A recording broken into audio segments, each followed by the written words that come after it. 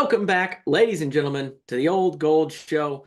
With you as always, I'm your host, co-manager at Hammer and Rails, Andrew Ledman, and with me, I've got the heel of our show, the bad man, the one who gets booed by every other podcast, Casey Bartley. How we doing, Ledman? I'm doing good. How we doing? For those that don't know, and in the write-up for the Hammer and Rails article accompanying last week's episode, where Casey just absolutely trashed Illinois, I compared him to Bret Hart because if you followed WWF, now WWE, back in the day, you would know that Bret Hart was a heel, but he was cheered in Canada because he's Canadian and they love themselves some wrestlers up in Canada. So Casey, to me, reminds me of Bret Hart because he's cheered on our podcast, but booed everywhere else. And he just drank some fake champagne out of a little. Is that like a little champagne glass or what are you drinking out of here? I had to make it work. I don't know. It's a shot glass. It's got little inflections on it. Yeah. Celebratory. Celebratory champagne for a victory over the folks from Champagne. For being right, Ledman. Yeah, that's right. For being right. Although some would argue, not me, but some would argue that we both underestimated Illinois with that loss of Terrence Shannon, because I think we saw Purdue leading by 20 plus in the second half. And I think that's what you and I thought was going to happen for, the entirety of the game. Of course, then the lead, shrunk down to 3, but still a win over a top 10 team is still a win. Some would also have you believe that because you lead by 25 points at start a game, that you were actually the worst team throughout because you were outscored for the other parts. Ledman, I don't know what I've done. It felt like instant karma. Last week we were sitting here and I'm like, where are Maryland fans? Well, unfortunately, I can tell you where all the Illinois fans are. They live on Twitter and they're dumb. Yeah. Illinois fans, I'll have to say, Illinois fans. Hoosiers of the West. That is a good one. I'll take that. Hoosiers of the West, trademark Casey Bartley. They have been very annoying on Twitter. And, I don't want to get into all the legal matters with Terrence Shannon, but that has been some of the worst stuff. They are just going after just absolute nonsense. Can we get in a legal battle of what the hell a flagrant foul is? Yes, let's get to that. For all the short people out there, Ledman, you need to defend this. I do. So if you didn't watch the game, don't know why you're watching us, go find the game and watch it and then come back. Just a little over a minute left in the game, I think. Purdue up by 7 at the time. Illinois misses. Lance Jones does what he's supposed to do, boxes out, and the Illinois guy jumps up in the air to get a rebound, basically jumps forward into Lance Jones, and Lance Jones does the natural thing of every human being and goes, oh shit, there's a guy in my back, and kind of ducks down, and the guy then tumbles forward over Lance Jones. Nothing is called on the floor. The ball guy got jumped on, Ledman. He got jumped on. Ball eventually goes out of bounds. Then they go to review it. We all think, they're just reviewing who it went out of. Was it off of Gillis? Was it off of Illinois? Because they kind of slapped it out of his hand. They're over there in a inordinate amount of time, far too long. But that's what Big Ten officials do. They come back, instead of telling me who gets the ball, they tell me flagrant foul on Lance Jones, 2 free throws and the ball for Illinois. That is the reason why That's the reason why it doesn't look like a blowout. I agree, because think about it. Purdue up 7, and then they give Illinois 2 free throws. He makes both, so then Purdue only up 5. But imagine it goes. I think it was 6. I believe it was 6 because Coleman Hawkins comes down and hits a 3, 2 possessions. You might be right. You're right. Anyway, close. But imagine if Purdue gets the ball, Illinois is going to foul as soon as Purdue gets the ball inbound. Correct. So they could then increase the lead up to 8. Or Purdue can miss more or less second free throws, which is always possible. They'd already missed the front end of 1-1 on 3 occasions. 2 or 3. A lot. It could be 3 because Trey Kaufman-Ren missed the front end, got a lane violation against Illinois, and then missed the front end again. So he missed it twice, but it only counted for one. And look, I know what you guys are all thinking. These are way too skinny for Bret Hart glasses. Me and Lemon know that. Okay, we talked about it. I was sad when this arrived. It looks like I ordered Bret Hart off a Wish, but we're here. We're here. We had to do it quick. Okay, Amazon delivered, and yeah, Temu. It's a very bizarre. Apparently, those last 4 minutes convinced every Illinois fan that the 35 minutes prior of getting absolutely dog walked, wrecked, is the term I used on Twitter that they seem to take some problem with. They got I feel like you've used that term before. People don't take kindly to being told their team got dog walked. And I don't know what it is about the term dog walked. People don't like it. They don't like it. You can say they got wrecked. You can say they got, their asses kicked. They're fine. But if you say they got dog walked, I think it's just so disrespectful. It's demeaning. People have weird feelings about leashes, collars. I don't know. Moving on. So they get dog walked. Not just once. Like Purdue jumps out to a 24 lead. 20-4. Dominating. And then after Illinois cuts it to, I don't know, 5, 4, 6 in the first half, Purdue goes on again to build the lead to 20 plus. Most of this without Zach Edey. Exactly. While Zach Edey is on the bench. You got dog walked. You got destroyed for 35 minutes. And then, credit to them, they kept playing. In the last 5 minutes, I believe the only 2 stops that Purdue got was the Coleman Hawkins walk, which, by the way, Coleman Hawkins, talk about someone who earns that guy likes to whine. His reputation. Yeah, that guy is a whiner. So you got Coleman Hawkins, and then you have Ethan Morton strip steal against Damask, who was awesome. Yeah, he played great. I gave credit to after the game. He was great. He was a bully guard. That's we'll get into in a little bit. One of the few problems on this Purdue team. But Illinois made some garbage. Purdue missed a lot of front ends. Yeah. And then the refs just absolutely lost their mind for the last 3 or 4 minutes. Mason Gillis, speaking of wrestling, Mason Gillis got like 2 hand choke slammed into the ground. Yeah. Was that a flagrant? They didn't call anything on that one. No foul? Nothing. No flagrant? Not even. Did they go review it? Not even what we would call a common They did go foul. review it though, didn't they? But they went and looked again. They did actually, I think, right? Nothing. And they just called nothing. Yeah. You know why? It's because Mason didn't jump on a guy. If he would have jumped on the guy, it would have been a flagrant on the guy. Yeah. Yeah. It's very unfortunate when a game that was really, really enjoyable, really fun, turns into a ref show. You don't want to see that. We just want, as I've always said and maintained, we just want the consistency. We want to be able to know what's going to happen from one half to the next with the officials. We don't want it to be called differently from one half to another. Big Ten basketball, though, baby. That's how it works. Hey, that's Big Ten basketball. And that's why we love it.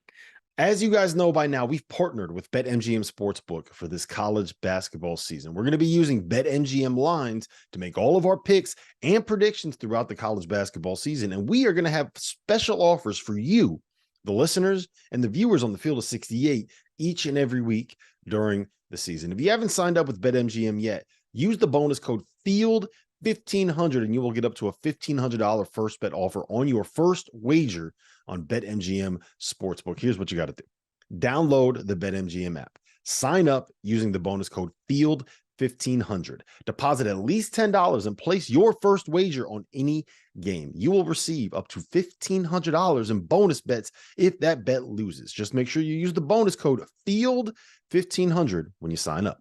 And remember, BetMGM is now available under one wallet in select states. As a New Jersey resident, this is super convenient for me when I have to go cover games in New York or Philly. When crossing state borders, just log into your existing account instead of having to create new accounts in each state that you go to. And most importantly, I got to let you know, we do have some fun stuff coming up for this college basketball season. Bet insurance tokens, college hoops odds boosts, my personal favorite, parlay odds boosts. So download the BetMGM app today. You pointed this out on Twitter. We all saw it during the game. What is going on with the Purdue defense? We saw a wrinkle in there, didn't we? It looked like zone, didn't it? It looked like it to me. It was, I don't know how you categorize it. It was a Zach Edey, don't defend that guy, just stand in the paint zone. So like Ty Rodgers, also, good player, strong player, dribbles, can't shoot at all. No. So Purdue said, we're not going to guard you. We're going to put our 7'4" guy under the hoop. And Illinois did not have an answer for that first 5 minutes. No. It was shocking because like Purdue does not change their defense very often. No. And that was an aggressively zoned just look. And it worked. And Purdue played it well. I saw it at the end of practice. But sometimes, you know, Painter does just practice his own. He tells us he does. I've seen him do it. It's true. They have practiced his own. People on the internet don't believe that because... But I can't say the word zone because we start losing our freaking minds. They go crazy. Was he asked about it at all in the post game, or did he bring it up, or did anybody talk about word zone? You couldn't have thought to say, maybe. You couldn't have said, you know, I thought there was a little bit of a defensive wrinkle there in the first half with Zach Edey. Did you change things up a bit there? Yeah. Maybe off Michael ask him. But okay, the rants that he has about the damn zone, and I don't want to open up. I've heard him. I've heard him. I don't want to open up the floodgates for him. I don't want to in my life. The thing is, it's always like some guy who's like, well, you know, I used to coach high school ball, and I played a little bit in college, and let me just tell you, you got to be able to switch things up and play zone for even 4 or 5 minutes a game. Here's another little take with you throughout your life. If a statement needs pedigree beforehand, it's not a statement worth hearing. It's not. Yeah. No. Yeah. So that's basically all of TikTok. So you should probably stay off TikTok. I'm not on TikTok. Well, that's perfect for you then. I spell it wrong every time. Can never. Oh, there you go. And I'm the old one, right? So what are we doing here? So I mean, overall, we can't go and finish this thing without mentioning Trey Kaufman-Renn. You know, we've been kind of hard on the idea of him and Edey playing at the same time. Painter has been, you know, consistent. He's going to play. We were hard. That tune's been changing the last few weeks because he's been changing the last few weeks. Yeah. I talked to him about it a couple days ago. Like, what's different? You talked to Trey Kaufman-Renn? Talked to Trey Kaufman-Renn. And like, what's different? And it was pretty simple. He's trying harder. He watched some tape. He saw some stuff early. He's like, I should have got to those rebounds. And I think above everything else, it's just the effort level. The fact that he is getting to all these balls. It was one of the things he did early against Arizona. There's been some moments where he's just been really good off the gate and just getting to the ball. And he's one of the weird players where he could fall under the backup thing where it's like, we haven't seen it, but we all know the potential is there. Like, ooh, the backup's great. Like once he comes in for Edey, he'll be awesome. But he always is. So far, he's answered pretty much every bell when it comes to filling in for Edey in that spot. But yeah, like Illinois had no answer. And I think when Painter was designing this offense, this is what he saw. Like, there's not a team that can guard Edey because there's not really teams that can guard, Edey. But do you have two like guys that can guard in the post? Yeah. No, definitely not. And Trey is great footwork. When he's on, he's going quick. He's like getting to the rim. They're layups. They're just layups. And like layups are good. We like layups.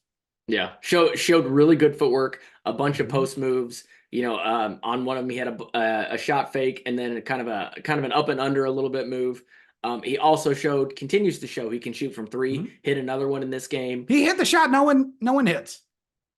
No one makes that three when everyone just runs away from you. Oh yeah. The disrespect, the disrespect three.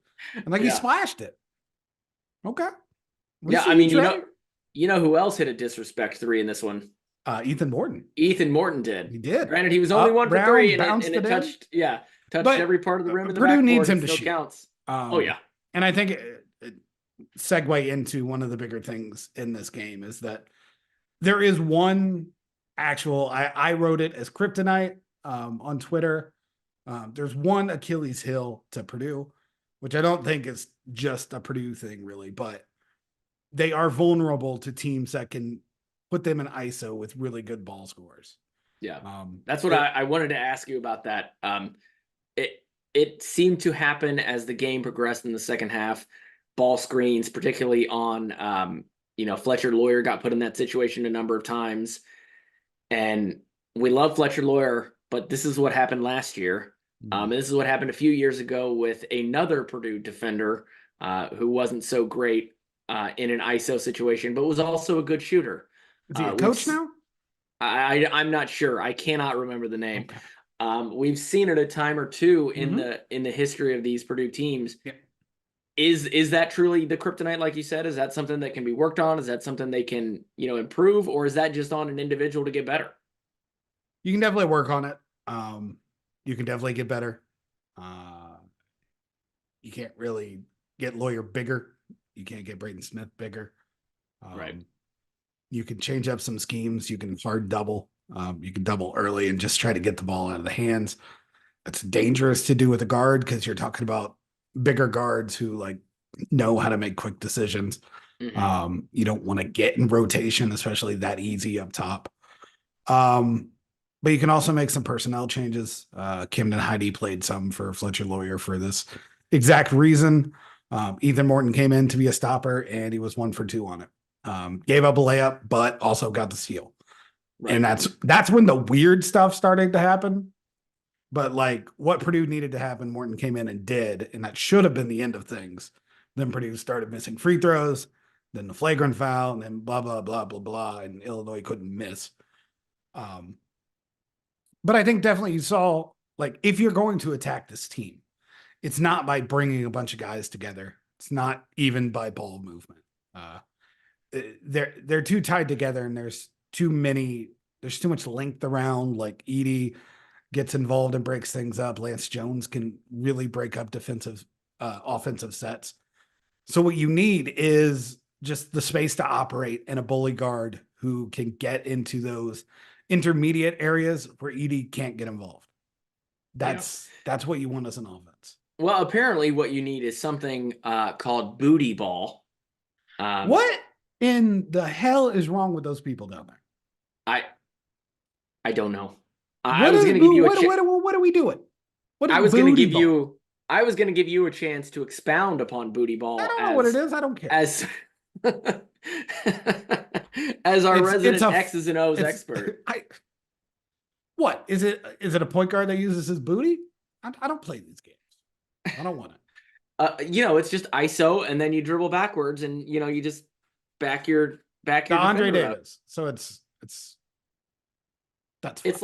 It's like what you played in third grade, where you got the one kid, you just give him the ball, and he backs his defender down, and he suddenly turns around and he's got a layup. Yeah, it worked. Yeah. I think you're still talking about two guys that have done it to Purdue that are really, really good. Boo Boo, he did it. Boo-Boo. He did it in a different way. He got to those same spots. He just did it quickly and made a bunch of full speed off balance floaters. Damas did it by actually backing down, getting in there, pump faking, and then pump faking. He pump faked some more.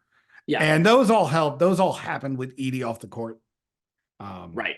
In theory, Edie comes over and helps and gets in the way of that and grabs rebounds that Purdue wasn't getting then. So I don't feel discouraged in any way about Purdue's performance. Again, I thought they were dominant for 35 minutes. Yeah. And I think people will look at this score and they'll say, oh, wow, Illinois really hung in there. And they did. They did not hang in. Well, they came back. They had a moment, yeah. But if you didn't watch the game, and if you don't really dig into what happened as far as the foul situation in the box score, you won't realize how much time Zach Edey spent on the bench. The first half, Purdue actually extended the lead during that time. But in the second half, when they were, when Edie was on the bench, and then later when they were subbing in and out for offense, defense, that's where Illinois really started to make some hay and actually get the game back within their grasp. So I think I'm with you. I don't think we're going to see very many games where that happens with Edie. So I am encouraged that even with him on the bench, Purdue was able to find a way to not only win the game, but at times they did extend the lead. So I'm pretty happy with this. You're always happy with the top 10 win, whether it's at home, on the road, on a neutral court, whatever. But any final thoughts on this Illinois game before Purdue next heads to Nebraska to take on the Fighting Cornhuskers? Yeah, I think last year, the big issue, especially towards the end of the season when Purdue started playing bad, when they lost, their offense it was a slog. Oh, It yeah. was difficult. It was hard for them to score. The ball seemed stuck. People seemed stuck. No one wanted to shoot at times. No one wanted to shoot. No one was going after their shot. There hasn't been a moment of resistance with this offense. Arizona shut them down a little bit in the zone. But even that was like a 3-minute pocket. This team, I think it's a little bit Lance Jones. I think it's a lot Braden Smith. I think it's a little Trey Kaufman, the way he's playing. It's just working. The defense against Illinois wasn't great. There's some concern to be had there. But if you're talking avoiding what happened against Farley Dickinson last year, their defense held them to under 60. It was the fact the offense just stopped working. It was broke. This offense doesn't look like it could break. Yeah, it looks unstoppable. I hope not. Yeah. Edie just sat out most of the game. He scored 10 points. And he was 0 for 3 from the line. Everything like last year's Purdue team probably loses this game. Yeah. And I mean, I can see that. Offense just rolled. Yeah. Lance Jones makes a difference. Yeah, Lance Jones, and to your point, the improvement of Braden Smith. He's much more apt to go after his own shot and just to make something happen this year than he was last. And the combination of those two has really, I think, changed the dynamic of this Purdue offense. So we've got now Purdue sits at 3-1 in the conference, tied for the top of the lead, or they're in second now because Wisconsin still hasn't lost. I can't remember. But anyway, Wisconsin has not lost. They beat the living hell out of Nebraska 88-72. That's right. They will go to Ohio State on Wednesday. Yeah, and that could be a tough one for them. But Purdue's got to take care of their own business as they head into Nebraska. Tuesday night, 9 o'clock tip on Peacock. So, folks, remember, that one's on Peacock. So if you're one of those people who's going to complain, we didn't do it. Don't come to us. We are part of the Field of 68. You need to like, you need to rate, you need to review, you need to subscribe. You got to have more of Casey, more of me in your life. Do that. We'll be back with you very shortly. Until then, folks, boiler up, beat those Cornhuskers.